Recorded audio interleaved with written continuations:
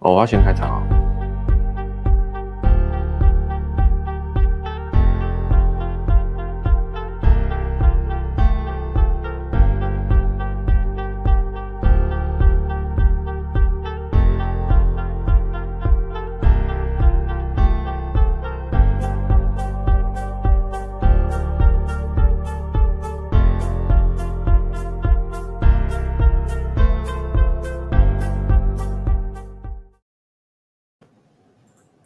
Okay, good afternoon, all the participants for Asia Virtual Academies online.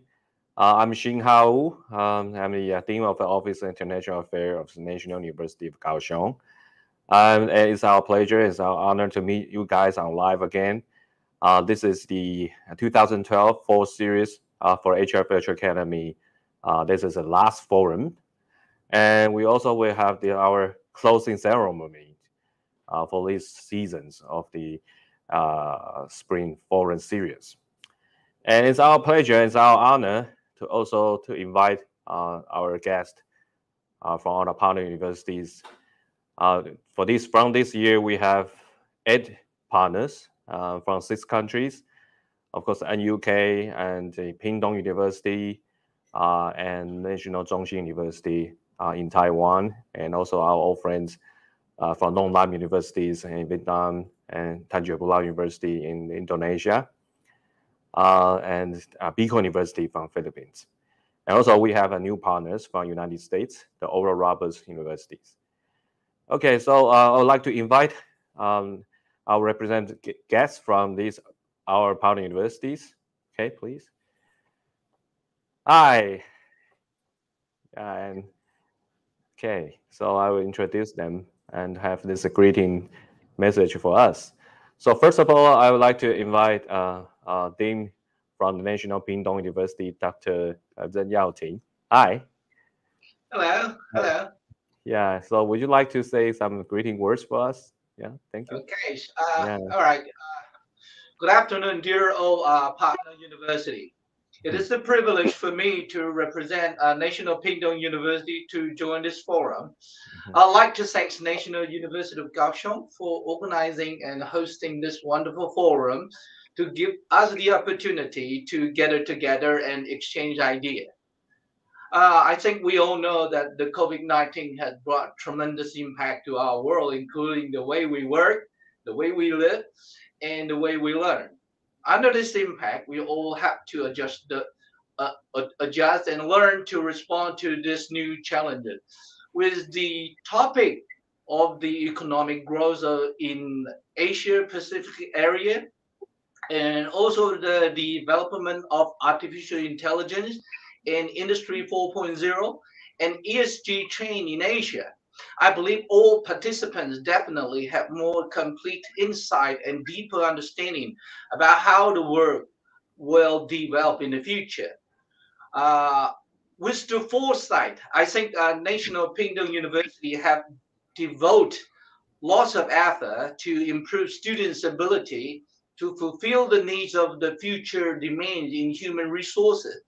We add several new curriculum to our current classes, such as the big data application in business, intelligence, robotics, and artificial intelligence center, etc. We're determined to become the cradle to nurture future talents of the university. And I would like to thank the National University of Kaohsiung to have this forum, have brought us a new aspect to think the issue that we are facing. And we hope that it is possible for us to have this opportunity to continue to support this program.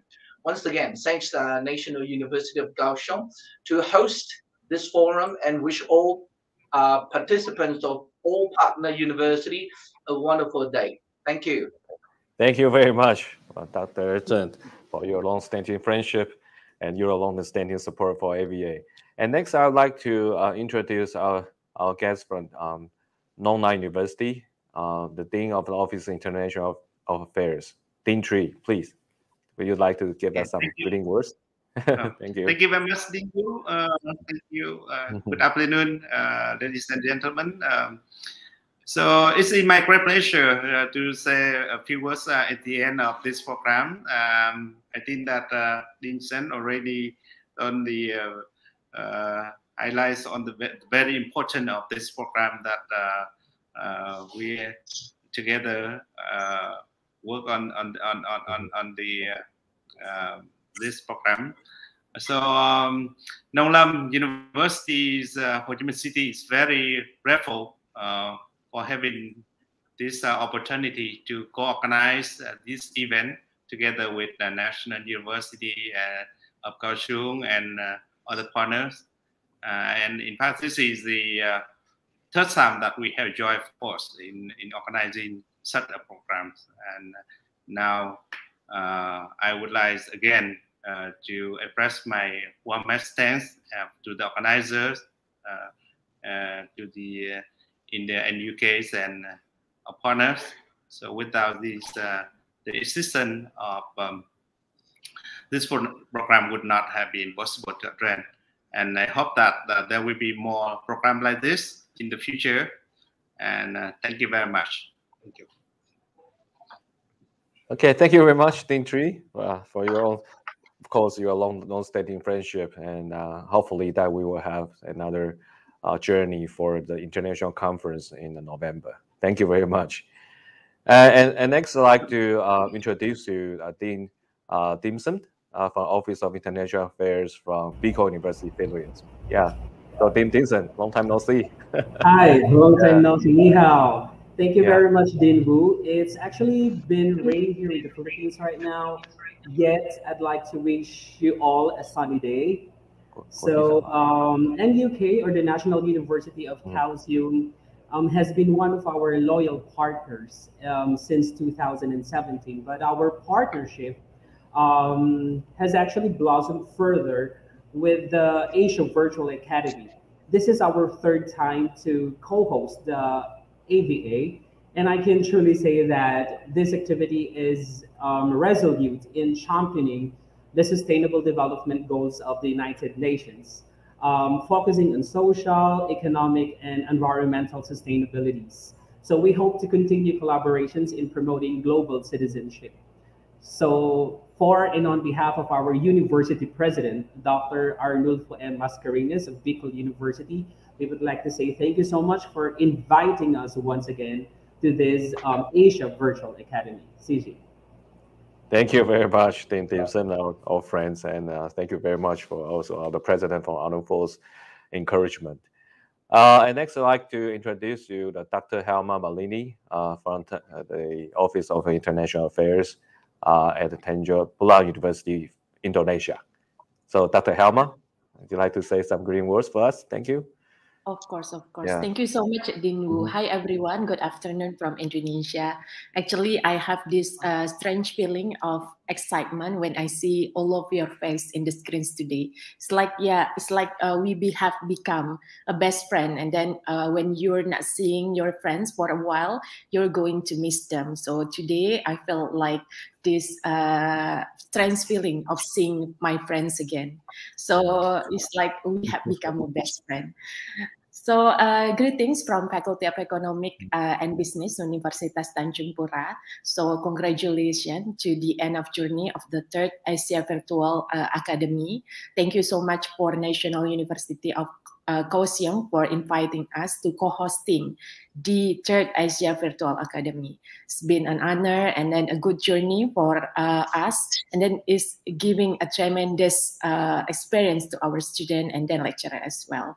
We hope that the program is going to be sustained in the next coming year, and then we hopefully to be participating again in the fourth or fifth or becoming a sustained program in the next following year. Thank you so much, Din Wu. Thank you very much, Dr. Helma. So it's just like a gathering for the old friends since the pandemic, but we all know each other, even we don't see in face to face.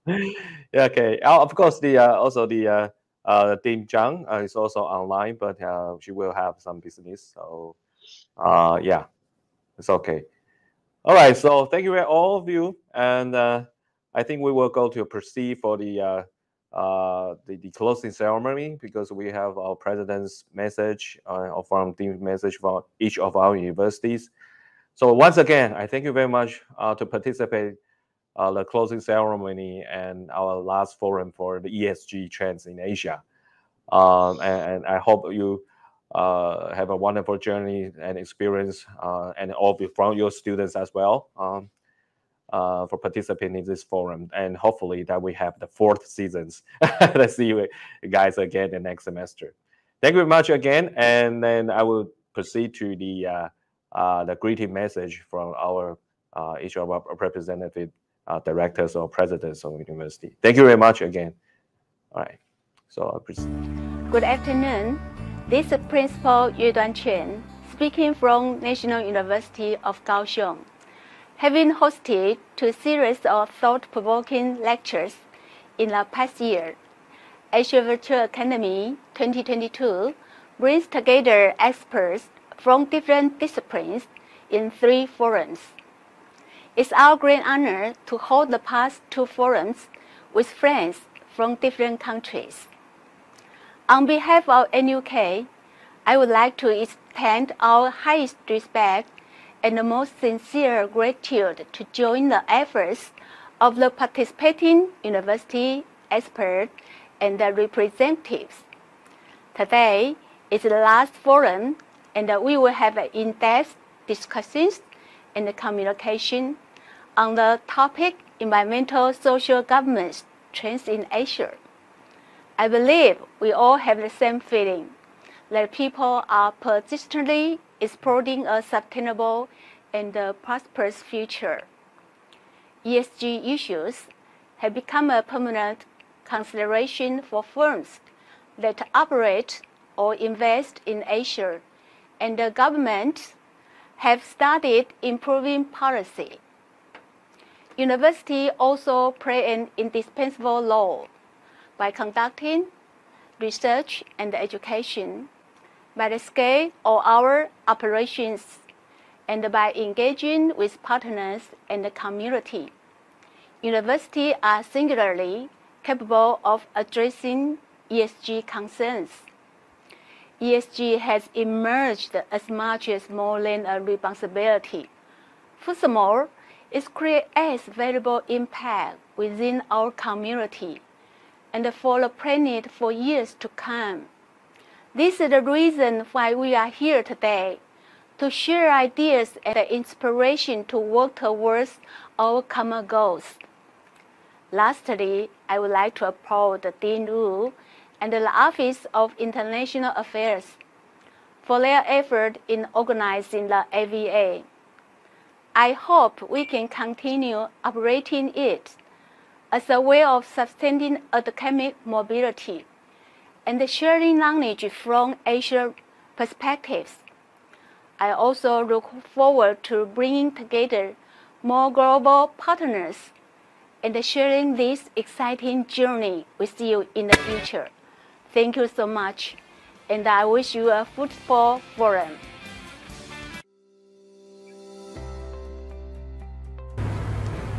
To our partners from NUK and participants from various international communities, my warmest hello to all.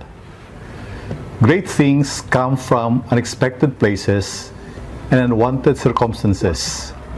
The pandemic has continuously broadened our world so that even academic mobility, no matter how limited, has allowed us to continue expanding our world.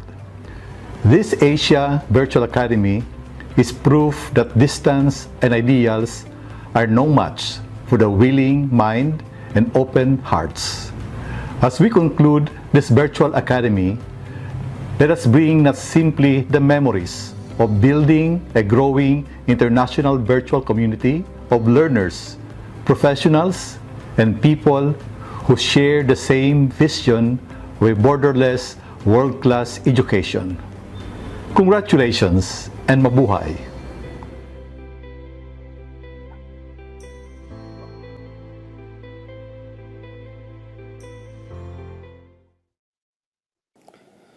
Ladies and gentlemen, thank you for participating in the 2022 2022 Asia Virtual Academy Spring Forums. I'd like to take this opportunity to thank the President of National University of Kaohsiung, Professor Chen Duan, for organizing this forum. Over the past 2 months, we have many distinguished speakers from 6 sister universities delivering their lecture to share their knowledge and expertise for all of us. I'd like to express my sincere thanks to all of them.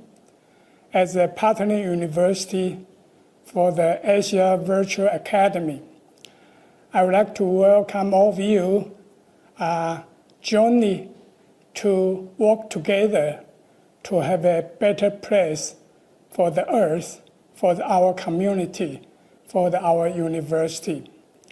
And in the past 2 months, we have 10 panelists who delivered their talk regarding Asia-Pacific economic growth in the post-pandemic era.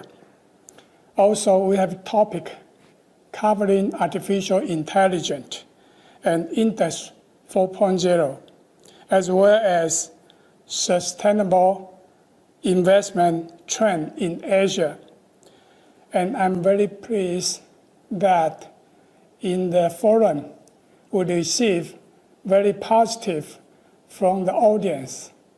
And we found collaboration among the 6 sister universities is working together. And I wish all of you, we cherish the opportunity as well as the program that we developed over the past several years working toward a better world. Finally, I would like to thank the organizer as well as all my colleagues who make this forum successful. I wish all of you the best. Thank you. I look forward to seeing you in the future.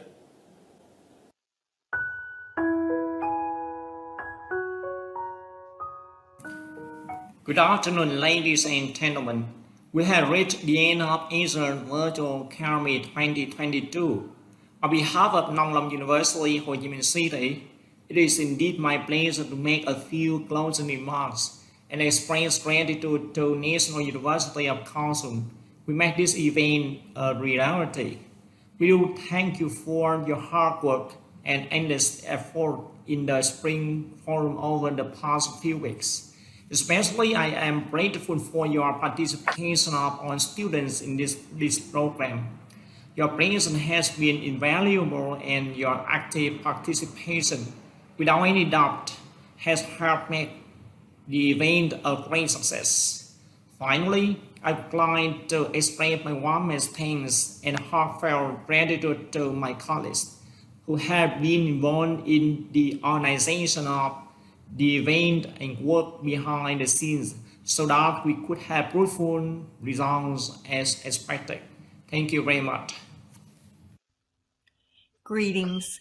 I'm Dr. Kathleen Reed Martinez, the Chief Academic Officer of Oral Roberts University, located in Tulsa, Oklahoma, in the United States. Thank you for the invitation to send a word of greeting to the Asia Virtual Academy. We are very honored to participate with you and to partner with your institution. Together, we share a commitment to whole person education impacting learners' mind, body, and spirit. This approach contributes to a healthy environment for our societies. These are exciting times in higher education as we help students to develop spiritual integrity, personal resilience, intellectual pursuit, bold vision, and to not only engage in our world, but to contribute ideas and solutions to global challenges. This is what it takes to make whole leaders for the whole world. I pray that our partnership be blessed with innovation and success as we work toward the mutual goal of creating sustainable societies. We look forward to visiting your university in the near future.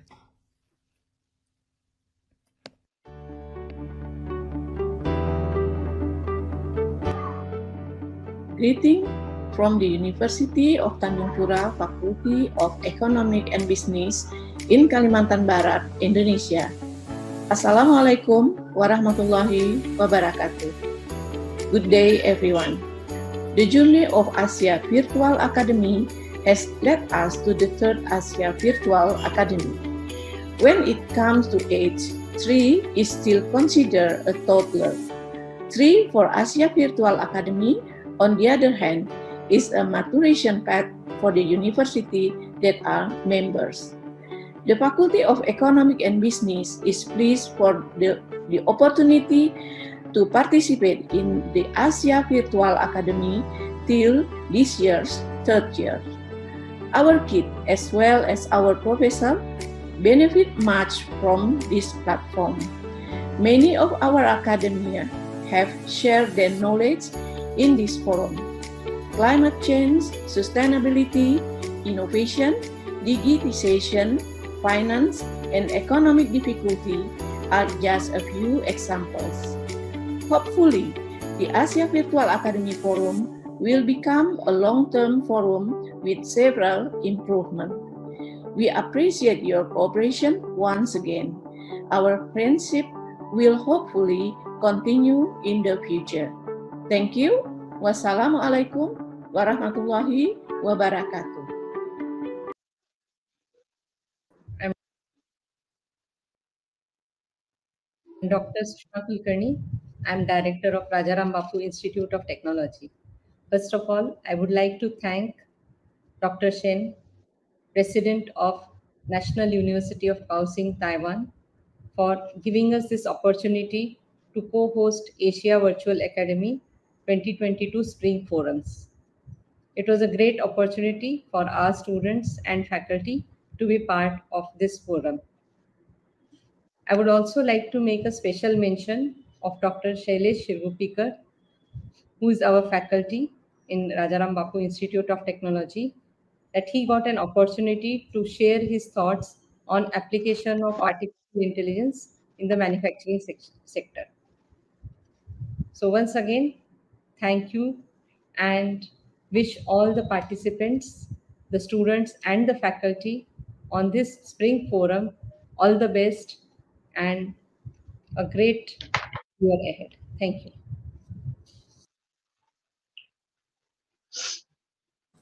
Okay, thank you very much for all the efforts and the warm greetings from the president and the vice presidents. It's very touching. It's very touching. And okay, so I think we can proceed to a group photo time as you all of you. So please, we also have some speakers already online. So maybe we can have the group photo with them. Okay. Well, okay. That okay. And all Robert Smith. Okay, so we're all set. Okay, so please look into your camera and say yes. Thumbs up. 3, 2, 1. 3, 2, 1. Okay. Okay, thank you. One more. Okay. One more. Okay. 3, 2, 1. Say hi. Okay, thank you very much. I appreciate for your participation and all of your support. Thank you very much. Oh, okay, Dr. Chung, you're online. Thank you. Din Zhang, thank you very much. Okay. Okay, so I think this will be our closing ceremony, and now we will proceed to the forum. So first of all, I would like to have the introduction to all the speakers for this forum. First will be the Dr. John Kostad. He's from the Oral Roberts University from the United States. But unfortunately, because of the time differences, so he may not to participate online as in the midnight. Okay, but he has already have his pre-recorded speech. And then I would like to introduce you Dr. Chih-Min. Okay. He's from he's a professor of the Department of Applied Economics. Thank you very much, Dr. Xi. Thank you. It's my honor. Thank you very much. He's the best friend of me in the UK. We all attend the same university in the United States. Thank you very much for coming. Thank you. Thank you. And next one will be Dr. Hoang. Hoang Han. Hello. Hi. Hello. Nice to see you again. I think we have a meeting from the last forum.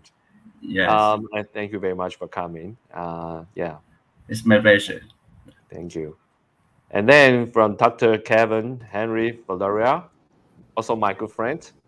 And he also good afternoon. Gave us the lectures for the first season for the lectures representing national Zhongshan universities. And it's our pleasure and honor to invite you to come again. Thank you very much. Feeling is mutual. Thank you very much for having me. Thank you. Thank you. All right.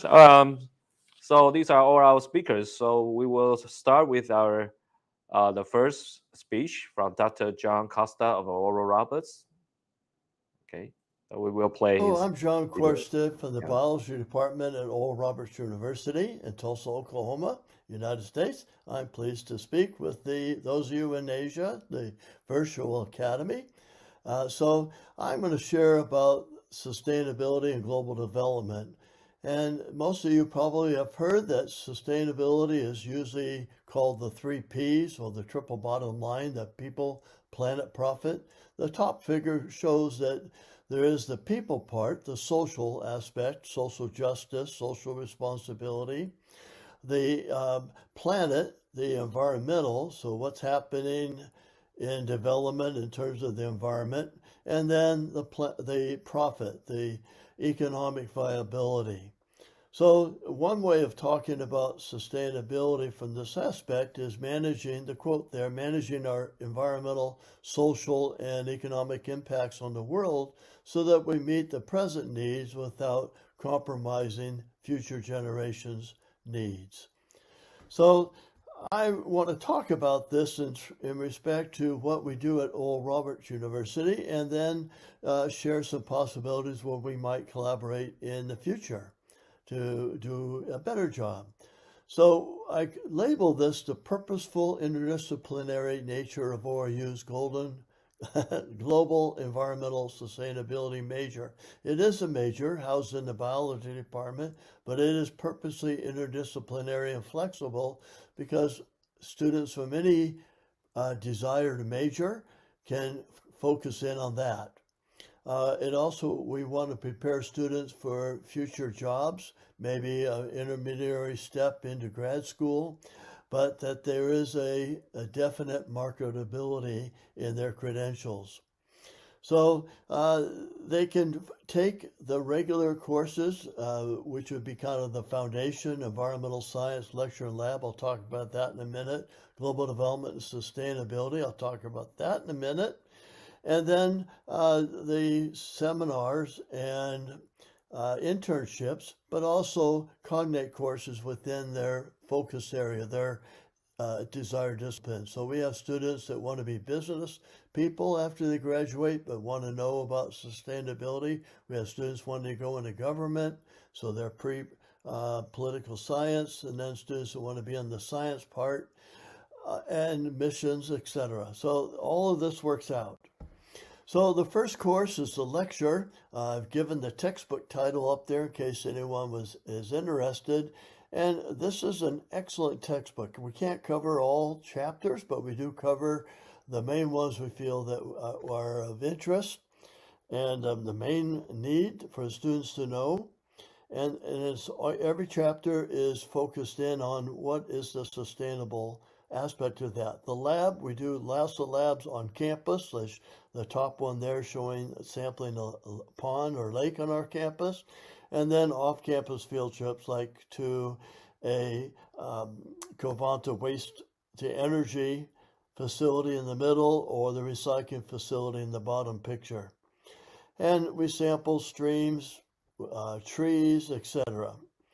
So here's some examples. The Sand Springs landfill, which would be like what we might call a trash dump, but it's really a landfill done extremely sustainable, where the methane is trapped, so it's not released in the atmosphere, and that is trapped for about 50 years. And that supplies power to about 3,500 homes in the local community.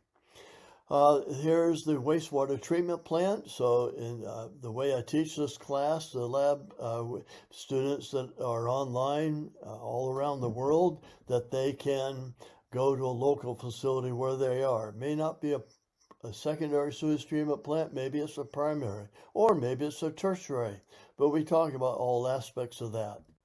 We also do some plantings on the campus. So the top figure is the old planting garden, and then down the bottom picture is what we call a monarch waste station or monarch butterfly waste station. We also have one right now that's just finished for bees, pollinators, a refuge for pollinators. We also visit other areas, particularly in this case, North Tulsa, which is more of an impoverished area of town, and we help plant trees or talk to people who are working up there all year round, and have a community garden and a community facility. Really well done. Here's a little bit more about that trash to energy plant and the wonderful man that speaks in my classes, and we go and meet with him, Covanta. Then we also take an overnight or a one-day field trip up in the foothills of the Ozarks, we call them, so a little bit different scenery, do a hiking, but we also build trails and other things, so it's a service learning project. You don't have to read all this, that's too much, but this is the people that I invite to speak in the Global Development Sustainability class. This semester I had 32 speakers. I'll show you some of those, but they're from a wide variety of disciplines. Here's just a smattering, a small group of them that come in and talk about sustainability from their perspective. So it's everything from city planners to people that are entrepreneurs, start food grocery stores like in North Tulsa, to business people talking about converting CO2 to jet fuel, hydrogen as a fuel, etc. This is the internship. I feel like it's probably the most important class students can take, where they work with a local group or person, usually in business, but it could be something else. Some of the lists are there, and it's extremely diverse, and I've had students do this in other countries, and they fulfill one course or potentially two courses in this. And there's a quote from one of our graduates when he did his internship: finding common ground is crucial regardless of differences, because they're going to work out in a climate, in an atmosphere where not everyone's going to agree. And this is part of sustainability, where you can kind of understand what should be done, what can be best done. I have students speaking at conferences, also in national or even international conferences about sustainability. Some students go on to grad school, I do have students going to dental school too, but in this group, law school. Some are hired as middle school teachers, have been, and they've been fantastic, and everyone has gotten a job. I'm not exaggerating. It's been amazing, and I want to keep that going. So some students, two in particular, that have started their own companies. So Valen started a soil making company. You can see how much he makes in those two semi-loads. And Ethan Ekin started a a farm, tree, nursery, and farming company. And that's it. And he's actually hired 2 of our recent graduates, and he wants more. Nathan Gelzer put a lot more information down here, but just a summary in red that he started a job at a nuclear power plant in Arizona, another state in the United States. And he didn't have the engineering background, but he was the #1 candidate out of all the 600 applicants. He scored the highest without having the engineering, but he had this really excellent diversity of other courses, and he felt really well prepared. He's still the #1 in his group there. Some publications that have come out of the Global Development Sustainability classes. So I've listed some here. One is actually, top one is about marine ecology, because that's a course that I teach that some students take. And then there's another one on ecological and practical applications for sustainable agriculture. Another one on restoring contaminated mining and oil drilling sites. And I know hopefully most of you are familiar with the 17 UN development goals. And my hope is that we can do what I've shown here on the map. We can collaborate more with people from Tulsa, Oklahoma, going to your respective areas in Asia, or vice versa, and that we can collaborate in many different ways. Thank you. Blessing to you, and I look forward to what is next. Okay, thank you very much for Dr. John Kostad. He's a senior professor of biology and founding director of the Oral Roberts University. Thank you very much for his introductions to the university role for addressing ESG issues, and maybe we can have more further collaboration with Oral Roberts in the near futures from our Asia Virtual Academy institutions and from our friends from Oklahoma. Okay, thank you very much. And now we will proceed to the next speakers. I would like to introduce you the Dr. Chih-Min. He is the associate professor from the Department of Applied Economics for National University of Kaohsiung. And he is also worked as the chief executive of EMBA Center in the UK. He graduated from the Indiana University, Bloomington, Indiana, United States, for his PhD in economics. And the Dr. Chih's fields of research includes industrial organizations, teaches management, regional economics, and public goods. And most recently, Dr. Chih has worked with the ESG issues and economics research.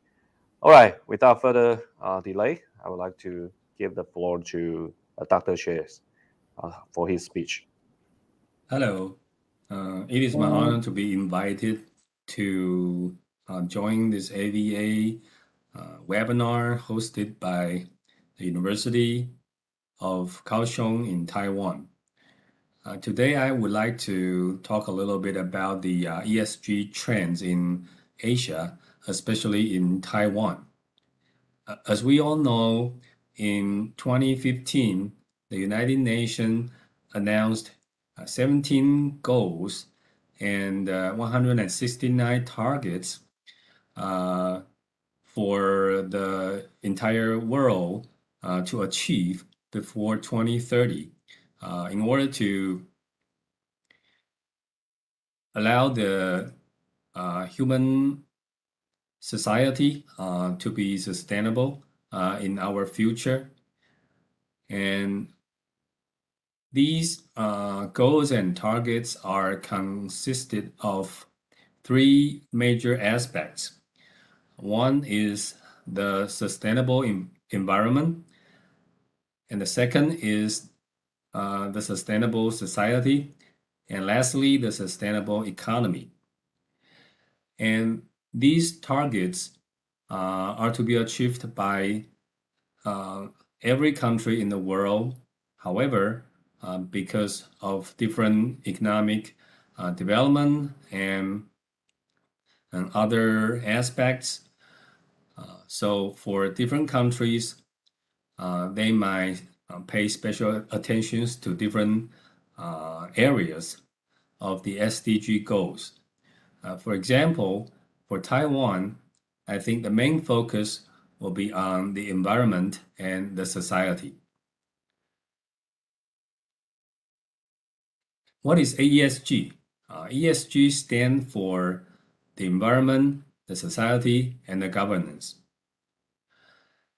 And these are three major goals to be pursued by the enterprises. In other words, the private sector. And as we all know, the SDGs have to be achieved by everyone in the world, including individuals, the governments, and the private sector. And for the private sector, the enterprises are the most important part because they are well organized and they are effective. However, traditionally, they pursue the economic incentives. In other words, they want to make profit. Okay. However, if they can pursue other two goals, the environment and the society, and they can be the most powerful institutions to help enhance the possibility to achieve those goals before 2030. Okay, so ESGs are more and more important in recent years, and every country and their government are paying more attentions to this part of the endeavor, okay, in order to achieve the SDG goals. Basically, for enterprises, there are two different levels of ESG ambition. Okay, for most of the enterprises, they are forced to follow regulations put forward by local governments regarding to those SDG goals. However, there are still some enterprises that are willing to achieve a higher level of SDG goals according to their different extent of self-awareness of those sustainability goals. But we have to be honest to say that most of the enterprises are trying to comply with the more and more aggressive regulations imposed by the local governments or foreign governments in order to help achieving those SDG goals. So today, I would like to talk about two notable aspects of recent regulations in Taiwan. Now, first is the mandatory regulations required by the Taiwanese government. And the second is the latest announcement made by the Taiwanese government about the 2050 net zero emission roadmap. Now, for the first one, the mandatory regulation requirement was announced in the end of last year, 2021, which requires all the listed companies in the following four industries to report their sustainability performance each year. And those four industries are food, chemicals, banking, and insurance. And for the listed companies over 2 billion registered capitals in those four industries, they have to produce annual sustainability report, both in Chinese and English. And the regulation specifically require them to follow the guidelines such as GRI and TCFD and SASB, and the sustainability report has to be certified by a third party. Now, this is a very important regulation because SDG achievement revelation is very important in promoting the ESG efforts by the enterprises. There are too many reasons for that for the importance of this revelation requirement. First of all, it's very important for those big industries and big enterprises to conduct dialogues with their shareholders. And secondly, through this mandatory revelation or the sustainability report, the stakeholders get to know more about the efforts and performances related to SDGs by those enterprises.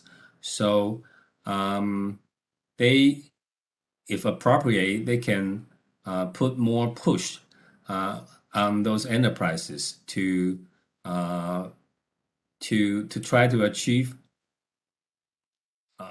in a better way those SDG goals. And thirdly, with those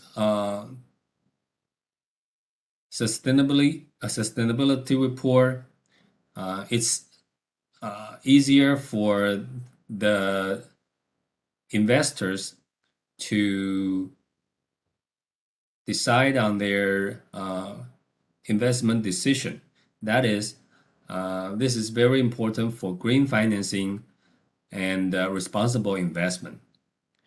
And not to mention this regulation, not to mention the fact that this regulation required the big listed companies to lead the way in achieving those ESG goals, and because this is going to be to have a huge influence on their respective supply chain, and this effect will be transmitted to through the supply chain to medium or small sized companies, so that the relevant industries will put more effort in achieving those ESG requirements.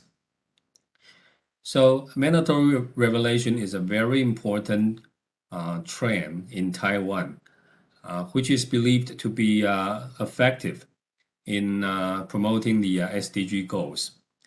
So according to a very recent report conducted by CSR1, an institution in Taiwan, in 2021, of all the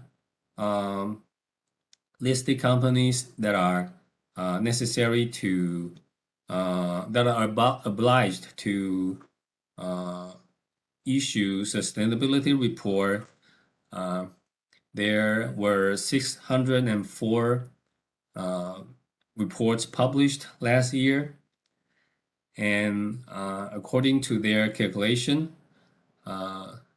there are 98.6% of those reports follows the GRI guideline. However, there were only 36.8%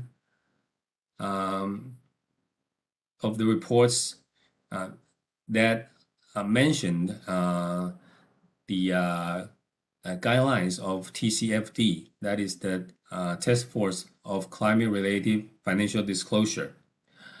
and there were only 18.3% of those reports follow SASB, that is SASB guideline. So that indicate the trend that most of the enterprises still have a long way to go in following TCFD and SASB guideline. Now, the second point indicated by their report is that among those enterprises, the top 3 goals that are mentioned and concerned by most of the enterprises are the following. The first one is the goal of the employment and economic growth. The second one is the responsible consumption and production. And the last one is the climate change actions, or the climate actions. Okay, now these are the top 3 goals that are most concerned by these listed companies. So we can tell that most of the efforts of those big companies are going to be put in those 3 areas. And another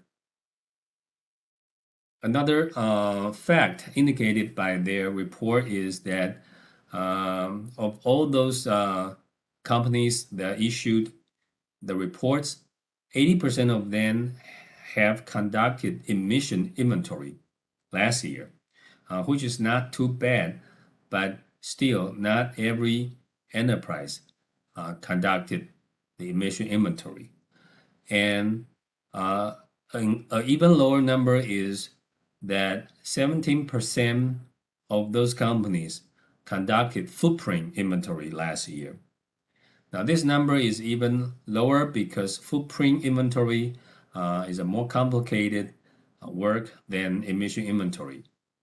However, from those 2 numbers, we know that the fundamental task of emission or footprint inventory are still needed for those big companies. And the last point indicated by their report is that for those enterprises, they think that the top 3 risks in the future for their company includes the following. The first is the risk related to climate change, and the second is the risk related to information security, and the last one is the risk about operation. So again, the climate change risk is the top risk that those enterprises considered, which indicate how important climate change and climate action are for those enterprises.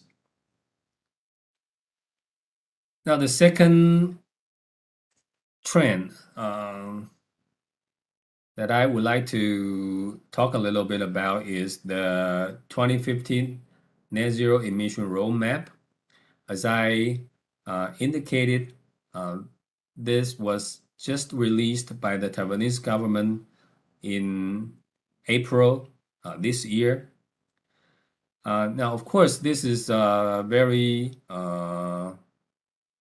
a big plan for the government and for the Taiwan as a whole.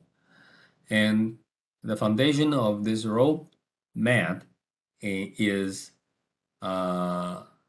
begins with the 2019 emission number as the base year. Now, compared to the immediate amount of greenhouse gases in 2019, in this roadmap, according to their estimate, about half of the emission in 2019 is produced by electricity generation. To be specific, the amount of carbon dioxide emission was around 139 million tons that year. So in order to achieve net zero emission in 2050, this 139 million ton will be reduced to zero by 2050. And the major way to achieve that goal is the renewable energy. Okay. Currently, the renewable energy takes about 10% of the entire electricity generated in Taiwan. And in this roadmap, it is expected to increase to around 60 to 70% of the entire electricity generation in 2050, which is a very, very big increase along the way. Okay, and there are other clean energies in the plan, which include hydrogen power generation and, of course, hydropower. So for the rest of the emissions in 2019, which is about 148 million tons,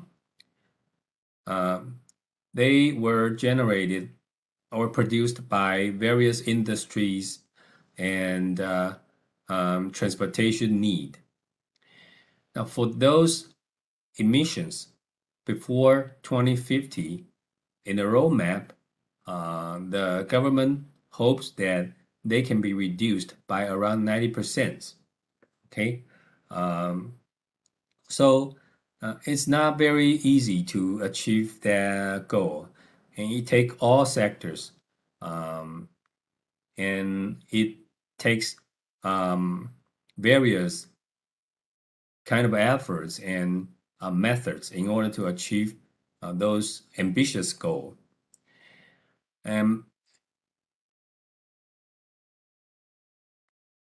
We also can try to achieve the net zero emission through carbon storage. Okay, that is, try to store carbon and try to catch carbon dioxide by forest. But in the roadmap, it is not going to be a very important part of the plan due to the fact that Taiwan is a relatively small country, so we don't have a large land size for forest.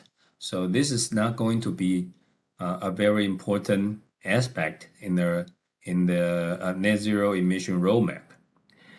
And there are, of course, other technique that we can hope for, which is called the CCUS, that is the carbon capture, utilization, and storage techniques. And in this roadmap, they are going to be able to, in the plan, catch around 44.2 million tons in 2050. Again, this is not a very big number. Okay, so we can tell from this roadmap that for Taiwan, in order to achieve the net zero emission goal in 2050, the reduction is much more important than the carbon capture or storage technique. So we have to put most of our efforts trying to reduce our carbon dioxide emissions in all aspects and all areas. And that is going to be difficult to do, but we have to achieve that goal, in order to contribute to the global community, and in order to contribute to the success, okay, in the SDG goals. Okay, thank you. Okay, thank you very much, Professor Hsing, for his the speech about the recent trends of ESG and about the net zero emission goal of Taiwan, and that will have a great impacts to our enterprises. Okay, thank you very much, Professor Sir. And next speaker, I would like to bring you Professor Hoang. Okay, thank you very much. Yeah. It's from the Nong universities, and Dr. Hoang is a lecturer from Department of Environment and Natural Resource Economics from Nong University in Ho Chi Minh City.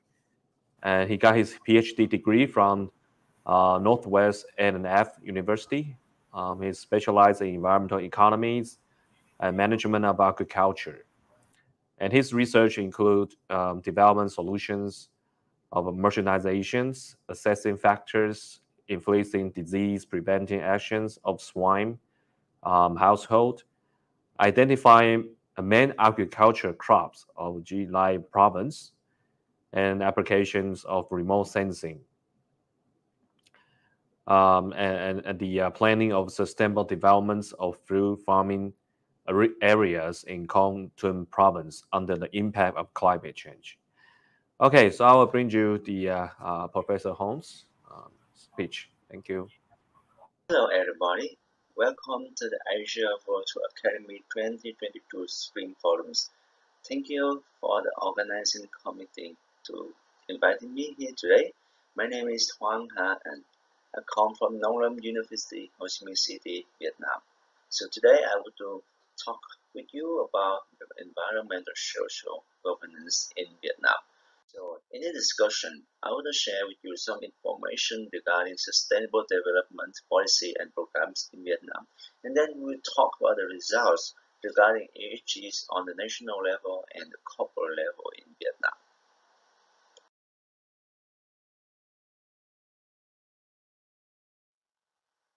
First, let's discuss the development of sustainable policy in Vietnam. To understand this context, so let's go back until 1945, after Vietnam get independence from the French colonization. After that, Vietnam establishes a socialist form of state government. So basically, we follow the Soviet model of development and modernization, which government economic development plans focus mainly on heavy industry, which uses most of the nation's resources, and the final target were not on profit, but on production output. Also for agriculture, the national objective at that time was self-sufficiency of food, and cooperative production was the primary model. Private ownership, private enterprises are not allowed. And the management of natural resources follow the same model. All of the resources, for example forests, are the property of the entire people, but have to be managed by the state. So the performance of this kind of governance was not so good. By the end of the 1990s, we suffered serious deforestation, as you can see in these figures. The forest cover in the 1943 were more than 90% of the whole country, but in the 1990s, only 15 or 17%. Also, all the natural resources become exhausted because they were overexploited for heavy industry. We suffer slow economic growth because of the old and obsolete manufacturing technology of heavy industry. Also, we suffer pollution because Vietnam had no hazardous waste management system at that time, and we had little air pollution control equipment.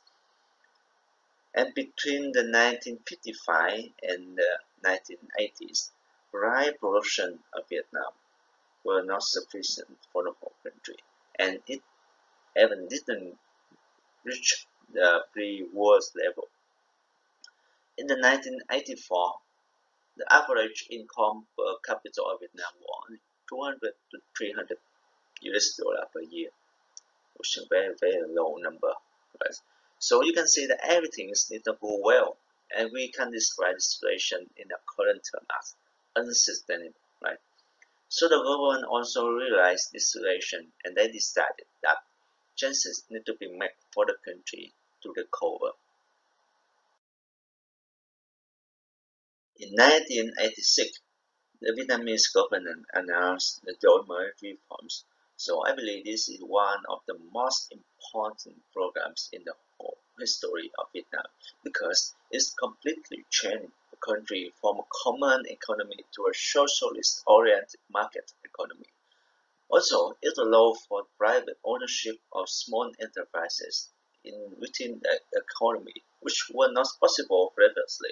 Also, it opened doors for international communities to come into Vietnam, and we have many foreign projects come to the country. Also, we have global concept introduced into Vietnam. For example, we have governance, we have decentralization, we have biodiversity, and we have sustainable management.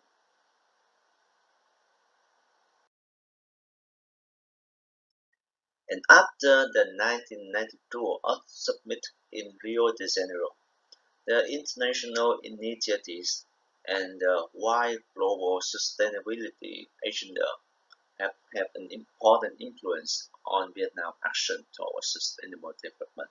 And since then, the Vietnamese government have developed and issued a wide range of policy on sustainable development. In 1993, we have the first environmental law of Vietnam, and since then, we have many agenda, we have many national action plan for sustainable development in Vietnam.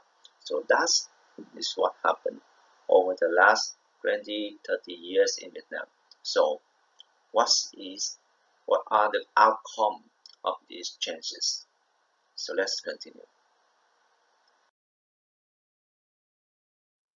Now, let's talk about issues on the national level. So these are some of the indicators that represent issue on the national level, summarized by the World Bank database. So first, look at here, we have the indicator for renewable electricity output. So the green line here is Vietnam. So currently, the contribution of renewable electricity output of Vietnam is around 40% of the total electricity output of the whole country, and this is significantly higher than the average of the world and other countries within the same group. You can see here. Also, we have a quite significantly improvement regarding the forest cover. So since the 1990 to 2005, Vietnam is the only one country along Southeast Asia countries that have positive increase in the forest area. Also, the carbon dioxide emission in Vietnam at the moment is only 1.8 metric ton per capita, significantly lower than the average of the world here, nearly 5 metric ton per capita. So that's it for environment.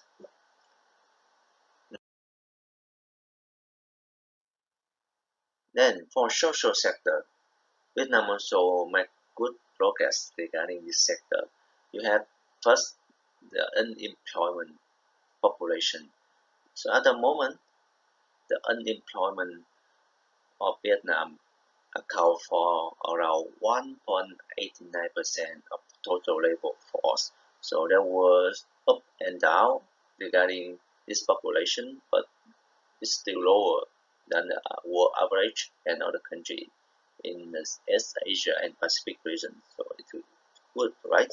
Also, at the moment, 100% of the population in Vietnam has access to electricity, and around 93%, more than 93% of the people over 15 years old are able to write and read.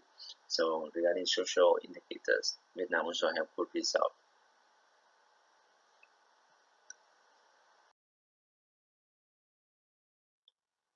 Then, for the governance indicator, we have good results regarding the ratio of female to male labor force participation rate, and also we have an increase in the individuals using the internet of the whole population in 2002 to 2017. But here we have problem here, so we can see that the indicators for government effectiveness of Vietnam at the moment is nearly zero, which is not so good, but also not so bad. So it means that we have things to improve here.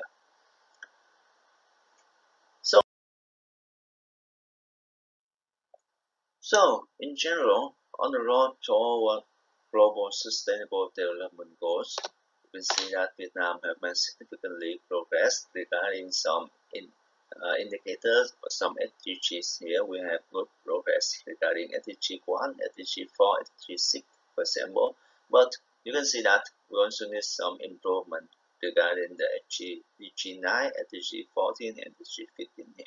So which means that in the future, the Vietnamese government still have many work to do to reach sustainable development.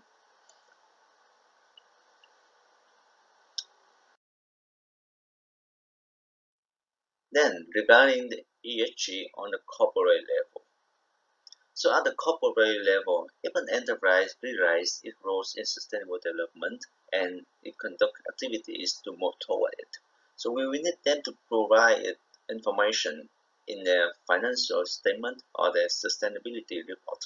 But previously in Vietnam, corporate reporting and disclosure environmental information did not get any attention. And a report of the World Business Council for Sustainable Development found that all reporting requirements and resources regarding to ESG information in Vietnam only happened after 2010.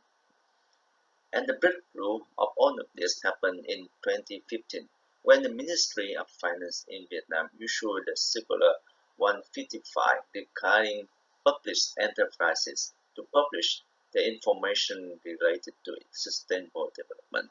So it's a very, very important point. But at the moment, there is still no database to record and monitoring the performance of ESG within Vietnam enterprises. And one of the few research regarding this topic were conducted in 2019 by some researchers in Vietnam to investigate the publish of environmental information in more than 160 listed companies in Vietnam. And the result revealed that there are still certain proportions of Vietnamese companies did not publish any information regarding their management of raw materials, the energy consumption, or water consumption. Or most important, you can see here that there were no companies in this research published their information about compliance with the environmental protection law. Why this happened? Because sustainability reporting or environmental information disclosure requires many resources which are more applicable to large or listed companies.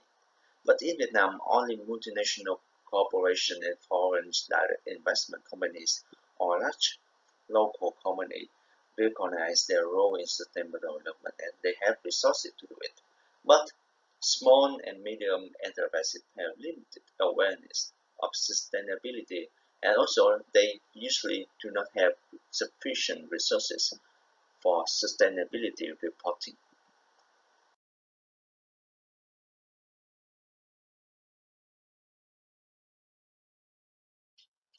Fortunately, in Vietnam, at the moment, we still have a number of enterprises and corporations that have been pioneers in making sustainable development reports. For example, We have Vinamilk, we have private insurance company, we have DG Pharma company, we have Vietnam Heineken, and we hope that there will be more and more enterprises and corporations that will join them in the future regarding making sustainable development reports so that we can understand more what is happening regarding ESG on the corporate level.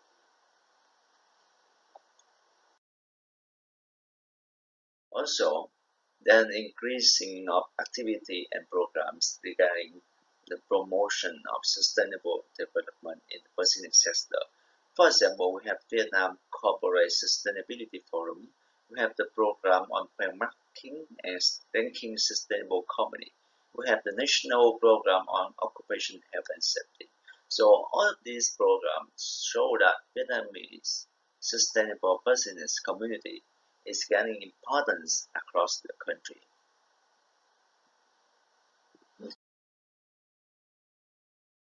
And most recently, on February of 2022, the Vietnamese Prime Minister have issued a decision on a program to support private enterprises in sustainable business. And one of the key activities of this program is to develop an ecosystem for sustainable business activity, thus including the compiling documents and dissemination of environmental information. And also there are other activities that include in this program. And we can see that Vietnamese government are trying to involve the private enterprises in the road towards sustainable development of the country. So for conclusion, we can say that since the 1990s, after the Doma reform, significant change in the policy of Vietnam have happened, and sustainable development principles have been mainstreamed into Vietnam's policies and programs. And on the national level, we have made a remarkable progress towards the sustainable development goals, but still we have some points need to be improved, right? But on the corporate level, you will see that currently only the public enterprises are required to publish their environmental information. And so more efforts need to be done to get the private sector involved in the issue, in this problem. Finally, thank you for your listening. I want to thank the organizing committee for giving me the chance to be here today.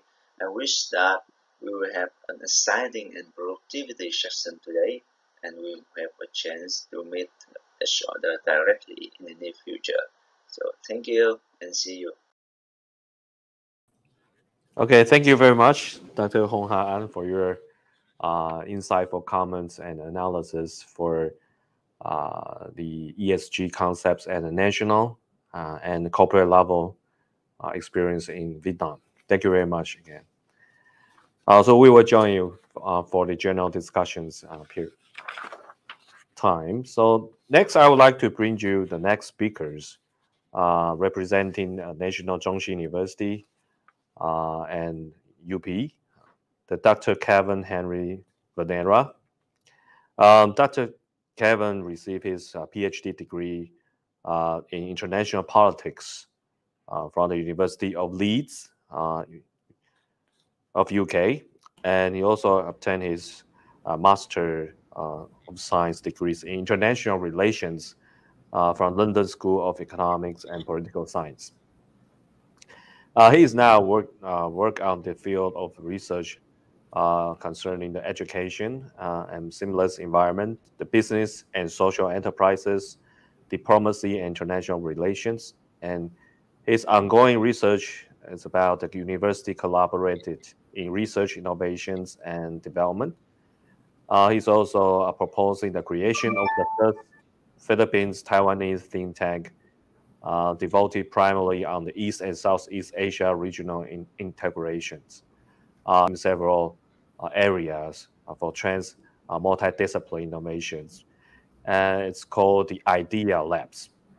Okay, thank you very much, Dr. Kevin. I think you have the pre-recorded, thank you very much, recorded videos for your speech. So now we'll play Fellow in Ethics and International Relations here at National Chung University. And I'm delighted to be with all of you today. I was hoping that this would be in person, just like the last time that I was invited in Kaohsiung. So I must therefore first say thank you to the organizers of the Asia Virtual Academy. Always a pleasure to be with you.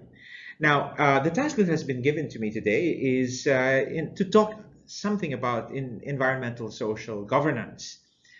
I've entitled my talk or my presentation very simply, I hope, as The Good Firm, Reflections on the Duties of Private Enterprise to the Environment in the Global Realm. Now, I've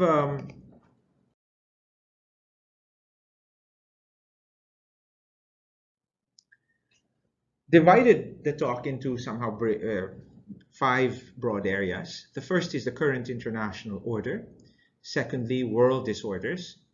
Third, the role of business in political corporate social responsibility, ethical horizons, and finally, a humanist paradigm.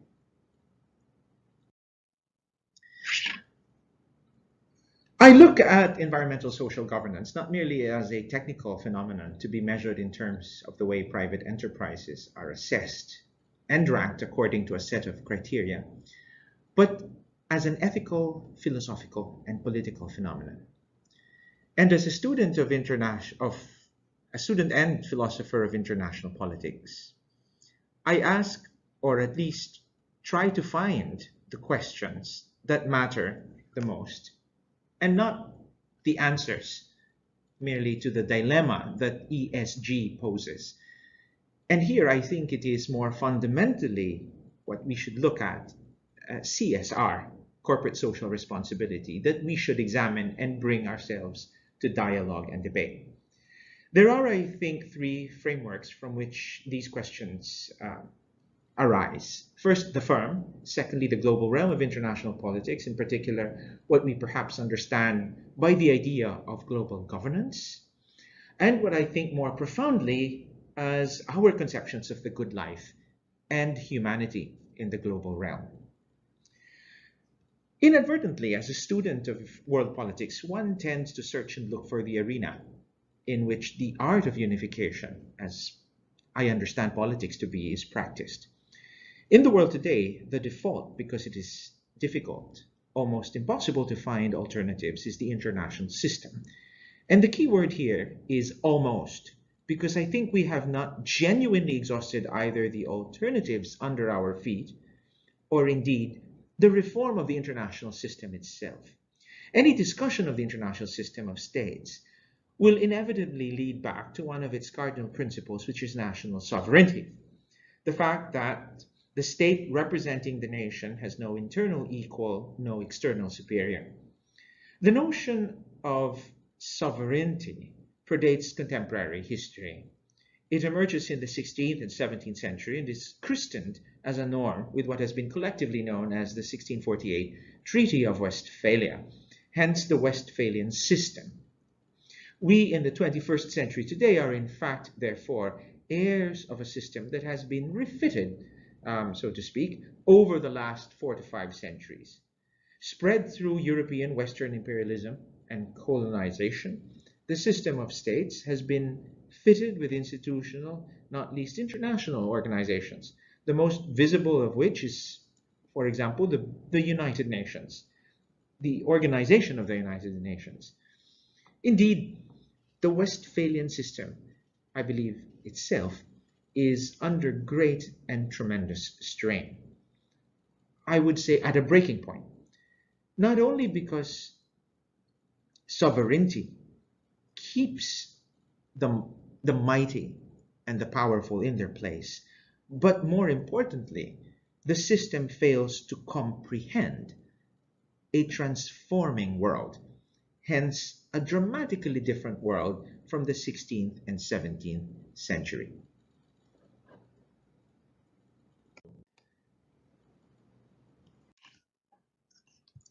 If there is one leading light that has captured the shortcomings of the Westphalian system, it was Susan Strange, herself an institution at the London School of Economics, and the founding figure of one of the central fields of international studies in Britain, when in 1999 she wrote in the Journal Review of International Studies her essay, The Westphalia System. And in it she cast light on three sides, the areas in which the system's, and I quote, sustainability, not collapse, she notes, is in jeopardy. The three signs are these. The first is the management of the credit-creating system of finance. Strange highlights the influx of mobile short-term capital, the dangerous gap opening up between the international institutions that are unable and unwilling to discipline the banks, the hedge and pension fund managers, and the markets and the national systems of supervision and control whose reach is not long enough nor quick enough to prevent trouble. The second is the vicious cycle, quote unquote, of environmental degradation, one that we all know too well at this point in time. But with regard to the system, Strange argues, it is on the one hand the way the territorial principle locks the responsibility for the earth around the land that belongs to the state, as it were, and on the other hand, the political will exercised by the state itself. The third is social and economic failure. The gap, and here she refers to the gap between the haves and the have-nots as growing. No more than the gap between the haves and the have-nots within the haves, within rich countries themselves. Here, therefore, she recalls the story of money by Galbraith in 1975 as an antidote, possibly an antidote for rethinking how we can imagine the international system anew. And she quotes, or I quote, the countervailing power to make good the tendency of capitalism to private affluence and public penury and to booms followed by slumps. Next slide. To understand ESG, environmental social governance, to situate ourselves in defining, implementing, and monitoring and evaluating policy, if that were our task, I believe we must understand its mother concept of CSR, corporate social responsibility. The general understanding that businesses are not only agents of social change, but also carry with them certain, I believe, ethical responsibilities in their role as agents. What it is, what we may call, that makes them a good firm. And for the purpose of this short discussion, I would like to point to the work of Andreas Scherer from the University of Zurich and Guido Palazzo from the University of Lausanne. Scherer and Palazzo wish to reconfigure corporate social responsibility from what is called an instrumentalist view of CSR to what they call a political CSR. The instrumentalist view works in turn on the premises of an economic view of CSR. There are three which they point out. First, in an economic view / instrumentalist view, there is a clear separation of business and politics. Number two, corporations have to maximize their profits and managers have fiduciary responsibilities to the stakeholders.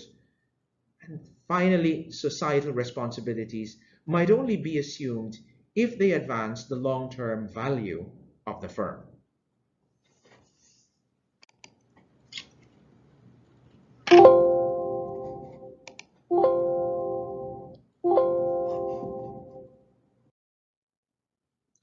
The argument of Scherer and Palazzo is a shift from an economist to a political paradigm. It is to transplant, as it were, the concept of corporate social responsibility as it is embedded in the theory of the firm as a nexus of contracts, where it can now play a role in the phenomenon of globalization.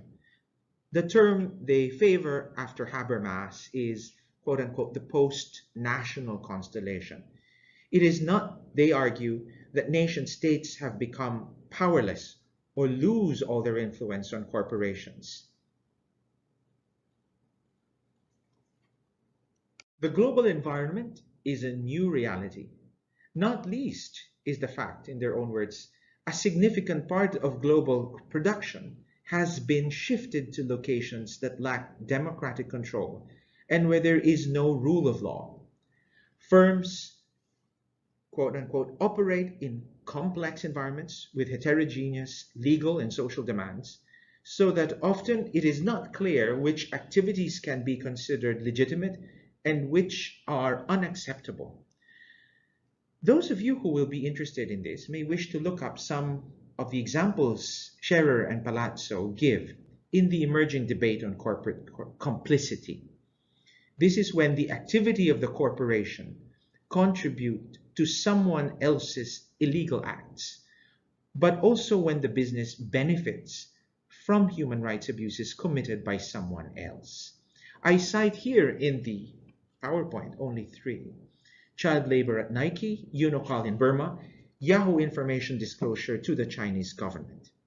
However, interestingly, a recent and fresh illustrative case is one that appeared in the Taipei Times last Sunday, the 29th of May. Let me read it, or let me read an excerpt for accuracy.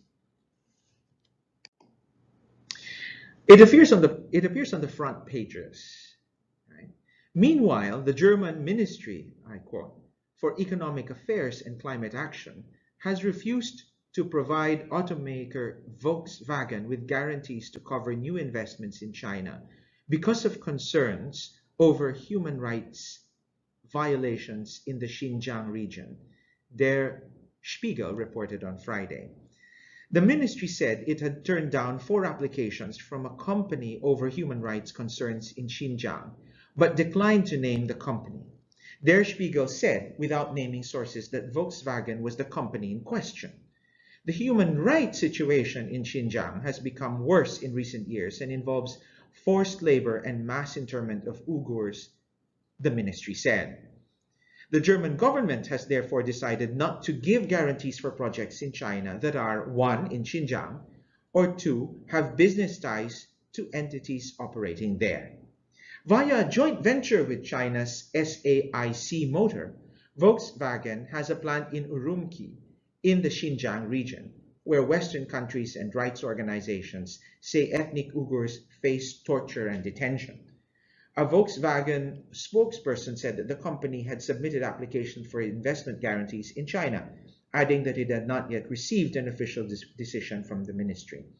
The Volkswagen spokesperson said the applications were not for direct investments in the group's Xinjiang plant or anywhere near it, but that it could not be ruled out that a product made at a factory elsewhere in the country could end up in the region. The argument of Scherer and Palazzo is, I believe, or the question is, how can operations or how can corporations be regulated?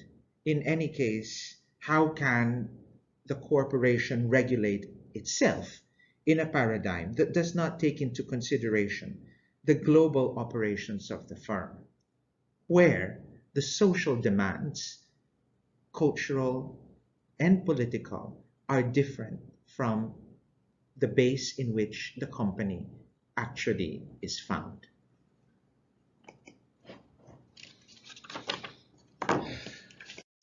Well and good, but the argument I wish to put on the table is the need for a rethink in the idea of a political life as a global life.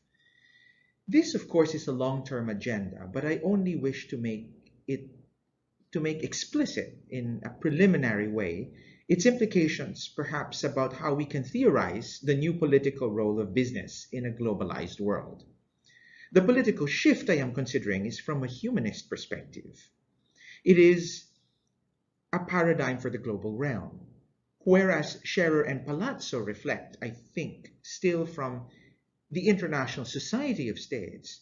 I propose that we try to understand the critical role of peoples in a world society. In either paradigms, I reckon the questions would resemble each other.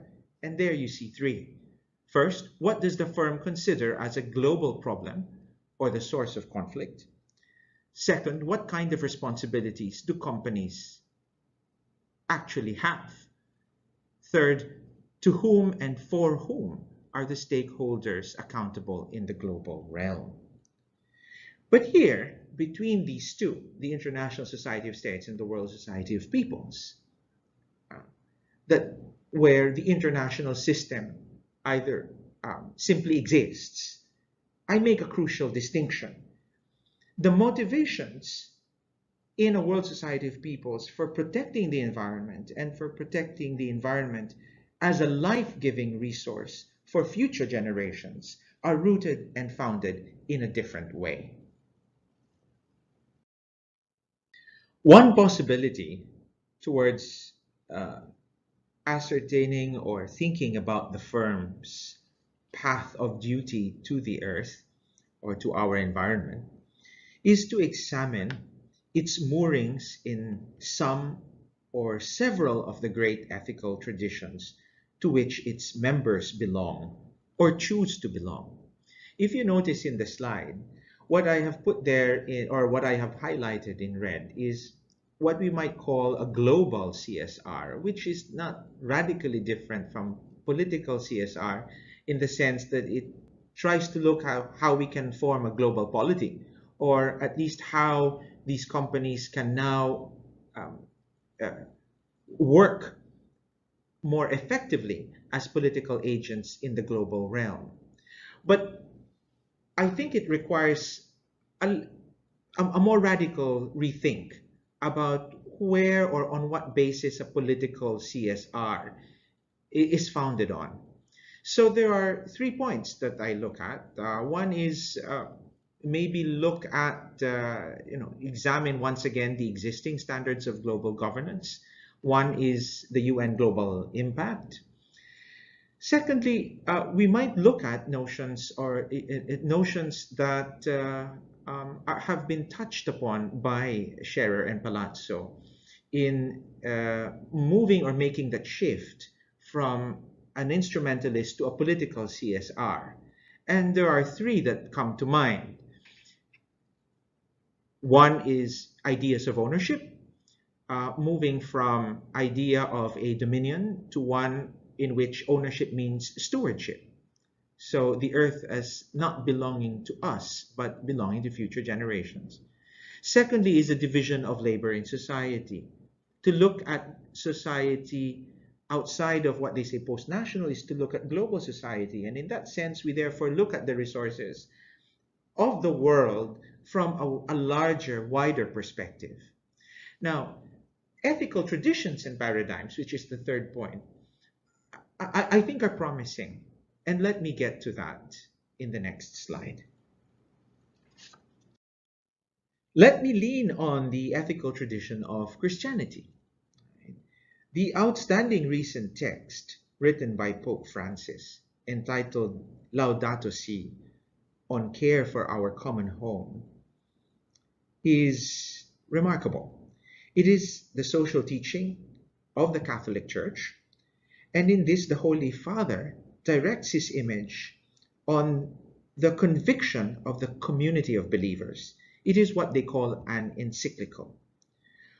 Whilst the text, Laudato Si, emerges from a particular religious tradition, its appeal is strikingly universal in scope. And by this I mean relevant in many parts to non-believers of Christ. On one level, its force may be felt by companies whose stockholders openly profess, as a matter of design and advocacy, Christian values of fidelity, love, duty, and sacrifice. But on another level, its force can be felt by those firms who wish to dialogue with their own stockholders or stakeholders and those communities with whom the conduct of the companies or the firm's operations abroad will require that they negotiate their own values in consonance with the peoples whose resources the company in question benefits from either directly or indirectly. The point that I think has to be made is that values have to be made explicit when a company operates abroad. Okay. Laudato Si is an example, a case of an ethical horizon that can be pursued, and if we were to rather pursue the metaphor, lies along those which we know. So think about other ethical traditions such as Confucian, Hindu, Buddhist, and so on.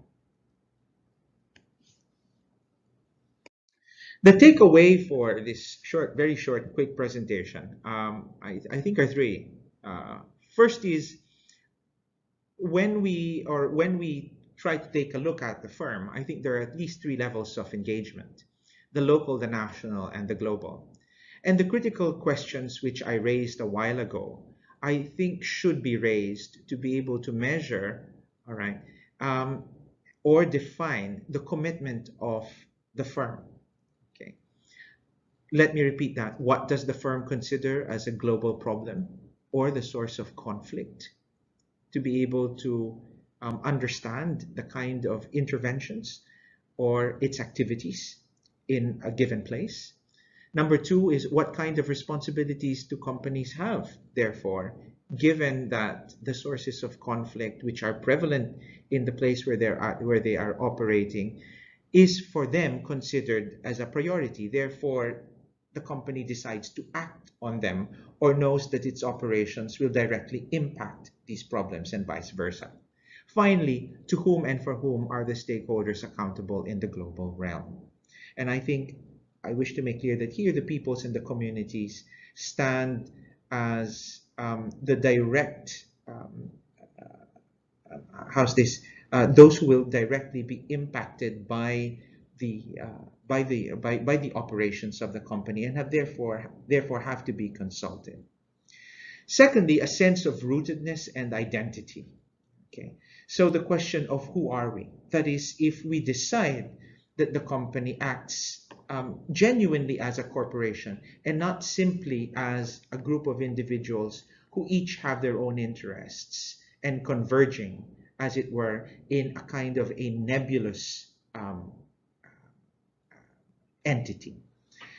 Finally, it will be interesting to look at, say, for example, a case study in terms of how a Taiwanese firm, or the model of a Taiwanese firm, okay, behaves from a political CSR perspective or global CSR perspective. An interesting point would be TSMC. How does the state actually manage or control TSMC? But also to look at how companies which are located in Taiwan treat migrant workers. And I think in terms of corporate social, rather environmental social governance, looking at how individuals with different or other nationalities working in this company are treated is a sign of how the company defines itself, not merely from an economic point of view, right, but from an ethical and political perspective. In my last slide here, I call for a greater humanity. I wish to end on these thoughts and reflections by Rachel Carson, Guglielmo Marconi, Andrei Sakharov, and Pope Francis. I leave them with you to ponder. In the meantime, I would like to once again thank the organizers of the Asia Virtual Academy. This has been a wild ride. I hope I've somehow made myself clear, but you know, the discussion, which I think is going to be more interesting, will now follow. In the meantime, once again, ladies and gentlemen, thank you, and thank you for inviting me. Okay, thank you very much, Dr. Kevin, for your insightful analysis and in-depth discussion about the philosophy perspective of ESGs and the evolutions from even from the 60 centuries and the international orders That's quite amazing for your speech. Thank you very much. Okay, so maybe we can bring the speakers on the screen. Yeah. Okay. All right. So I think we're a little bit past the time, so we have only the limited time for discussions. So first of all, I think I appreciate and Paul for your insightful comments and analysis from different and various perspectives of ESGs. Just outstanding dimensions from the global to the national and to the community and companies level. Okay, so I think we have one question from the audience. Maybe we can first of all answer the questions as okay. So it's what is differences between the ESGs and CSR? I think there's because Dr. Kevin has mentioned about the CSR in the first place. So I think the audience would like to know what's the relations and how you perceive the differences between CSR and ESG. Okay, so please, I mean, I can start from Dr. Kevin. Would you like to answer this question first? Is that the only? Yeah, is that the only question, or shall we take? Or yeah. Yeah, that is the that's the only question we have now. Okay. Yeah. Yeah. Well, I think the difference here basically is with CSR was really conceptualized, as I understand it, way before the idea of ESR, because the ideas of ESR, as I see it, really took off with the UN SDGs. Okay. The notion of CSR, I think, goes to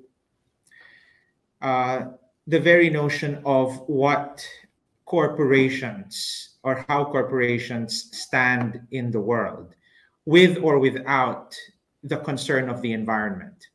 Okay, I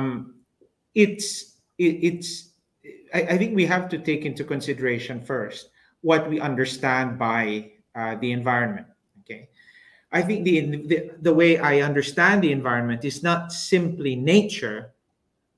Okay, but it's the relationship that we have or that we understand between human society and nature. Okay, so this is how we come to terms with how we relate to the world of nature as human beings organized in different political communities. That said, I think we also have to look at, therefore, at social institutions. Okay, so leaving nature aside, if that were possible, at least analytically, right? Let us understand what these social institutions are. Okay, if we were not to think about nature, but we simply look at how we organize ourselves as human beings. Social institutions are run a variety of of the way that we organize ourselves. An example would be the schools, okay, the church, okay,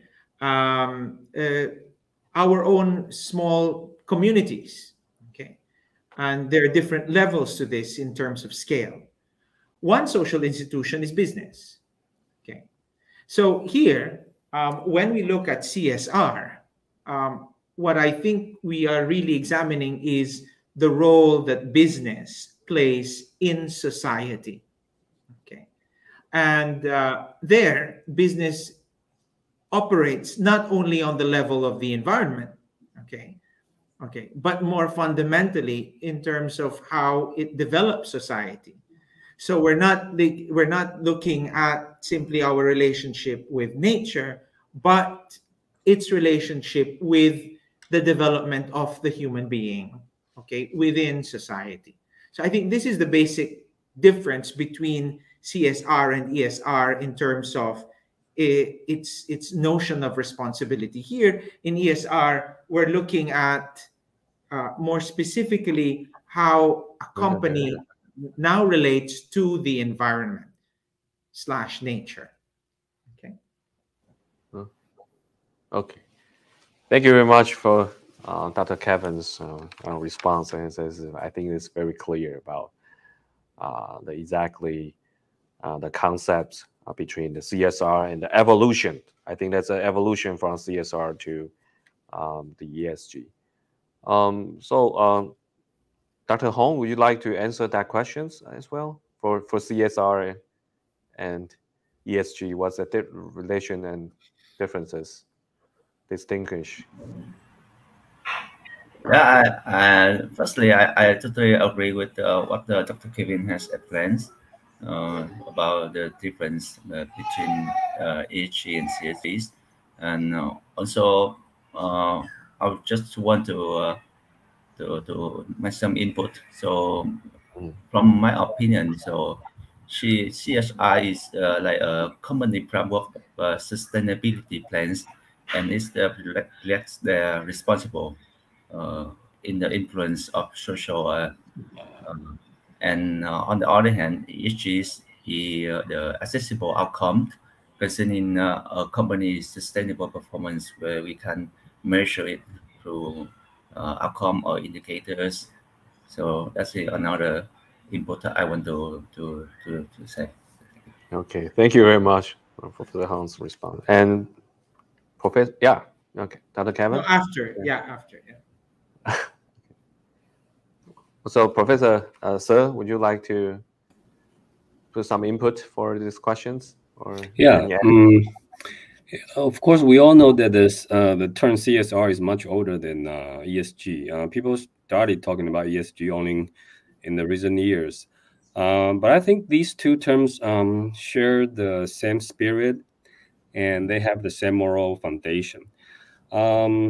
Traditionally, the corporate responsibility is to make as much profit for its stockholders as possible.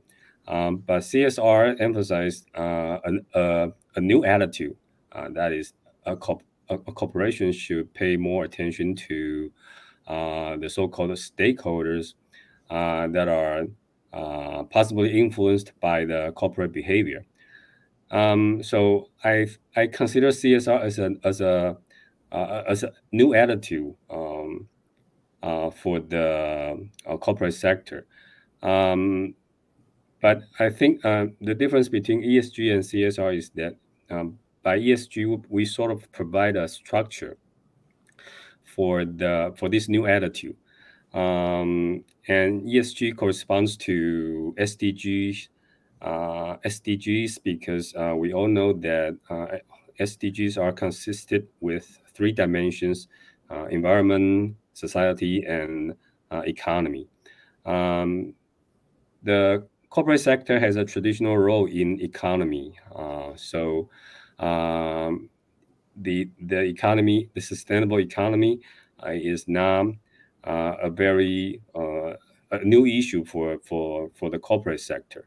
So for enterprises, they are required or they are encouraged to pursue more or put more efforts in the environment and society, and they are expected to do that through better governance, better corporate governance. Yeah, I think ESG is a structure, and CSR is an attitude, and those two can work together in promoting the possibility of achieving our SDG goals. That's what I think. Thank you. Okay, thank you very much for your thoughtful and comprehensive answers to let the audience to know the distinctions and the concepts and the mindset between the ESG and CSR. Okay, I think we have one more questions from Adam, right? Yeah. So what do you think the policies, often academic discussion largely ignores the issue of unsustainable consumptions? How can policy address this? Okay, so is there anyone would like to maybe? Dr. I Sir, didn't get like the question. It was a bit. It was cut, somehow cut. What's the question again? Okay, so Dr. Sir, would you Could you like repeat to? the question, please? Huh?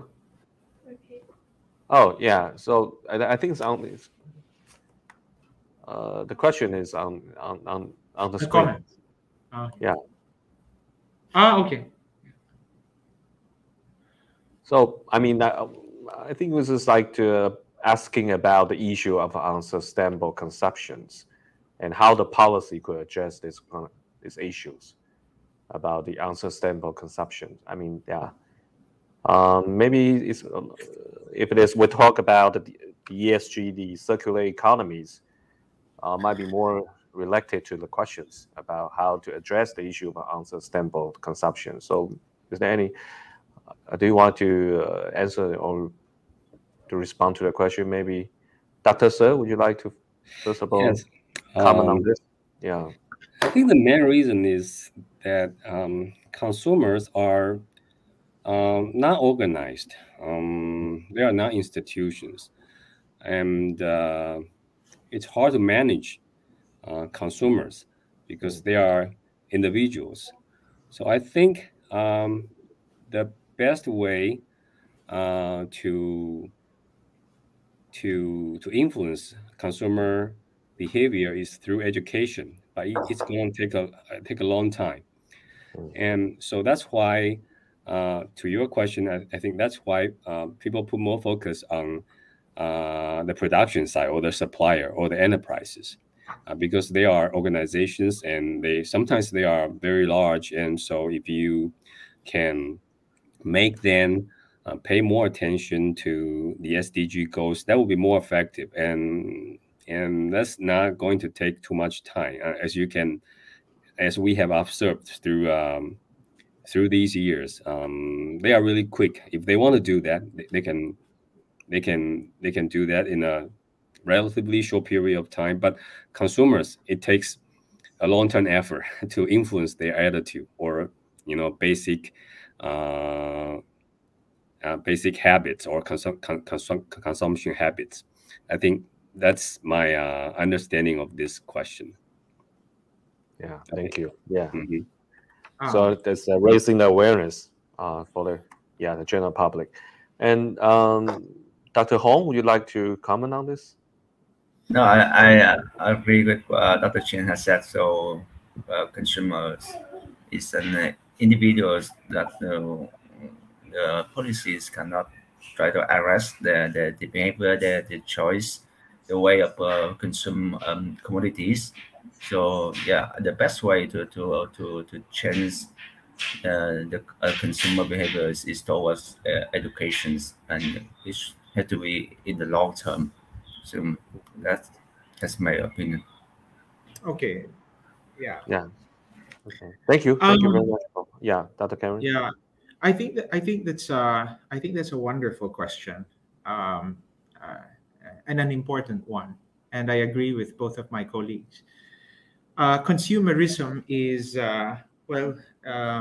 it's almost, I think, a malady or an infirmity of the whole modern problem. Okay, and I did mention in my talk about the document on Laudato Si, and I'd like to get back to that because if we are to look at consumerism, okay, as a if you wish, if we have to make any intervention, or if we have to think about how policy can influence consumerism, then it's possible that we might actually be reaching a dead end. Okay, and I think both my colleagues here, I think we somehow, I think, agree on that. Therefore, what I think is striking about the document on the encyclical on Laudato Si is that if we are, at least from this perspective, if we are to therefore look at the individual, and this is the kind of argument that I make, how do we motivate individuals?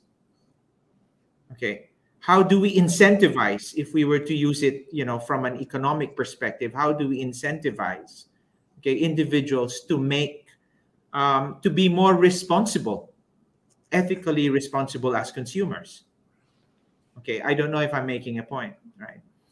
And here, again, I agree that education plays a crucial part. Again, one social institution, alongside business. This is why I did not really have time, but I would have wanted in one of my slides to talk about the division of labor and resources in society. Okay, and if we talk about the division of labor, this is where cultural, social values come in. Okay, and let me quote, because I think this is interesting, at least from, if you wish, from the community of believers who operate, or those of us who operate from Christianity. And we don't, therefore, not even as Christians or as Latins, do we actually think alike. But at least we have a document from which we can go back to and say, this is how we are organizing ourselves as a community of believers, all right, based on a text. Okay. And here, Pope Francis talks about ecological citizenship. Okay, and this is part 2. All right, this is where it says here, environmental education has broadened its goals. Whereas in the beginning, it was mainly centered on scientific information, consciousness raising, and the prevention of environmental risks, it tends now to include a critique, myths of a modernity grounded in a utilitarian mindset. The notion of a mindset is important. I'm trying to answer Adam Reichert's I think, where he may be coming from. Okay, because when we're talking about individuals, then we're talking about how individuals think, how individuals approach or look at the world. So here he talks about Pope Francis. The document talks about a modernity grounded in a utilitarian mindset. So in parentheses, individualism, unlimited progress, competition, consumerism, and the unregulated market. It seeks also to restore the various levels of ecological equilibrium, establishing harmony within ourselves, with others, with nature, and other living creatures, and with God. Now, that requires therefore, I think we're touching on individual values. Okay. And there, let me just finish this. You see, yet this education aimed at creating an ecological citizenship is at times limited to providing information and fails to instill good habits.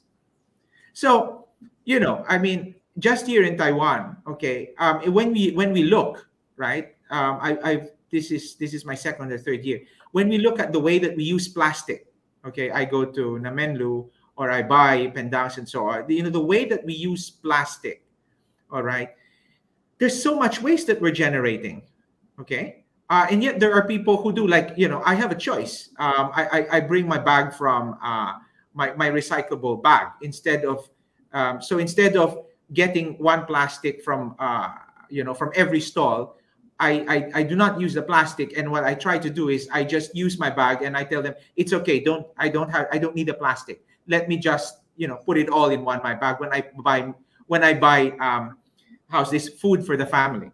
Okay. The existence of laws and regulations is insufficient in the long run to curb bad conduct, even when effective means of enforcement are present. If the laws are to bring about significant long-lasting effects, the majority of the members of society must be adequately motivated to accept them and personally transformed to respond. Only by cultivating sound virtues will people be able to make a selfless ecological commitment, because the state is not always there to watch us, all right? Even if they are watching us, the state actually permits us, because, it might not be economically profitable for the business. Let me end.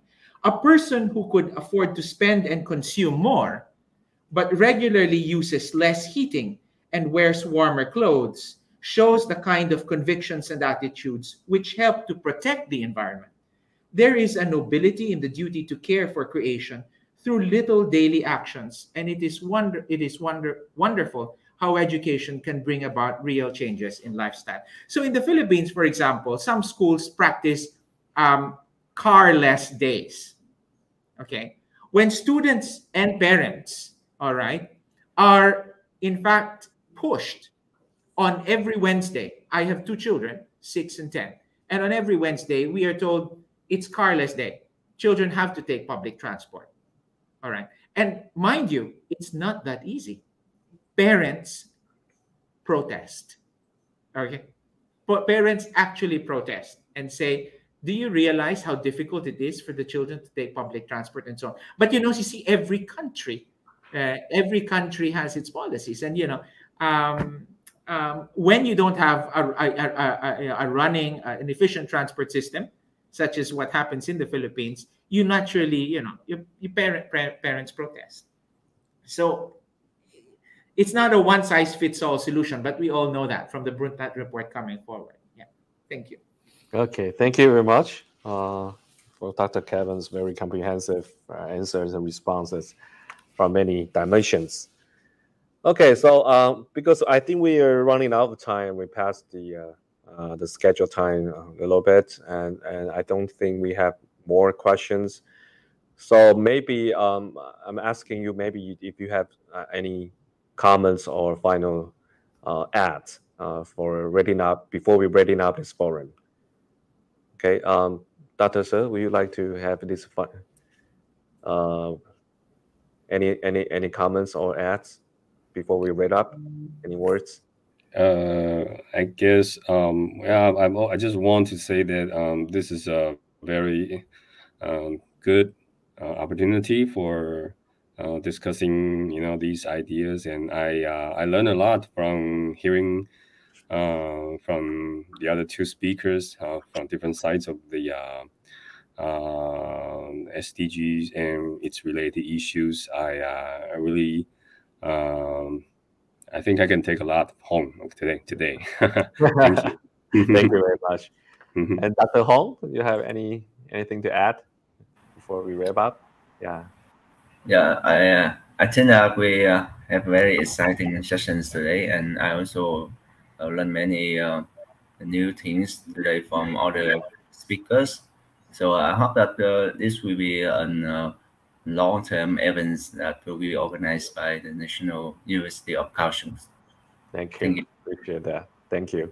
And Dr. Kevin, you'd like to make that? I echo the gratefulness of my co-speakers, of my colleagues, and I too have learned a lot, and I have been pushed to think about the questions. I think if we expect companies to self-regulate and to be more responsible, I think we should not expect less of ourselves as individuals. We should regulate ourselves every time we are about to buy something. I think that's a challenge. So coming from academia, I think we do face serious questions, not least our here in Taiwan on net zero emissions. How much are we actually going to be curbing our own emissions as a university? And finally, the question that I wanted to raise to one of our speakers, to Dr. Hsing, was, I think it's interesting that these mandatory regulations on the 4 industries, food, chemicals, banking, and insurance, have now been highlighted. I would personally want to explore and challenge what the government is going to do with the semiconductor industry, because it's the crown, right? So I think it would be fascinating to know how much the government is going to regulate that industry. Thank you very much, National University of Kaohsiung and Professor Hsing. And thank you to my own university for giving me this opportunity. A pleasant day. Thank you very much, Dr. Kevin. I think we are a little bit past our time. So I think we will wrap up this forum. And once again, I've learned a lot of valuable comments and insightful comments from all the panelists from our first forum, second, and now the final forums. I appreciate for our partner universities' long-standing support, and I certainly would like to have this one at maybe in the fall semester for 2022. And we're working on it, and hopefully that we can have a new forms of the Asia Virtual Academy program. And as just many of our friends has just mentioned, that I hope that would be a sustained and long-term program. Hopefully that we will expand our partners globally, but we can discuss our issues, especially related to SDGs and sustainability from our Asia perspective. Thank you very much again. I appreciate that. I hope to see you guys maybe next time in person, because we are in the period of transitions for the pandemic, and hopefully that it could be more, the pandemic will leave with many policies like live with the virus, or even from pandemic to epidemic, and hopefully that we can see each other's and visit each other's in the end of the year. Thank you very much again. I hope to see you in fall. Okay, thank you very much. And thank you. Good luck for all, Bye-bye. all our participants. Goodbye. Bye bye.